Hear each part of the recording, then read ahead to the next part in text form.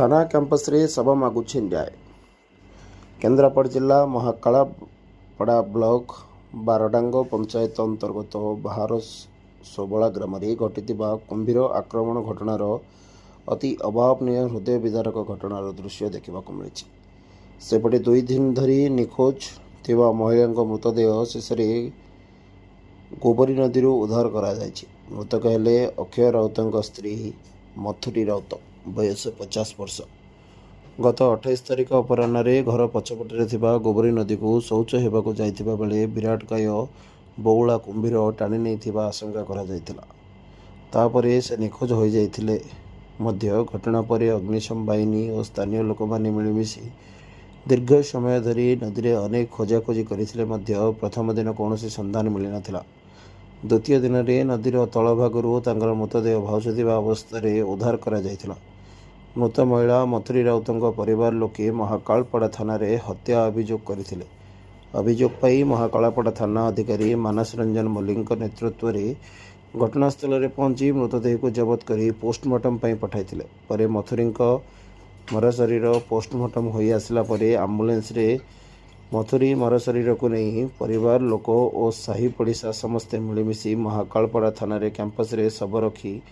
परिवार लोकों को न्याय देवाई हो हल्ला करने सहित हत्याकारी को तुरंत अरेस्ट करते बोली थाना रे दाबी करते।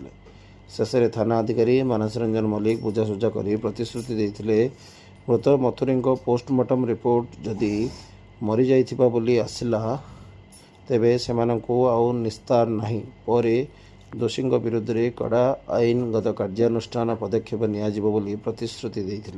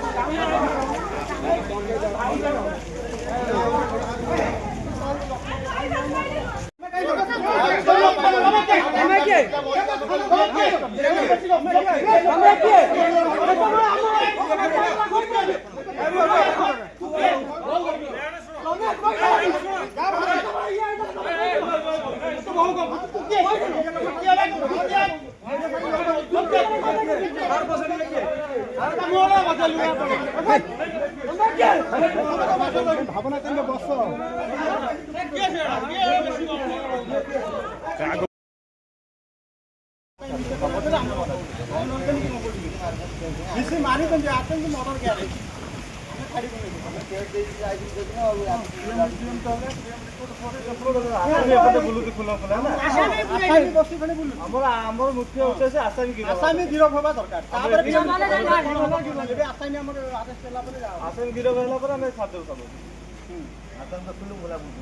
आसामी बसी थी गाड़ी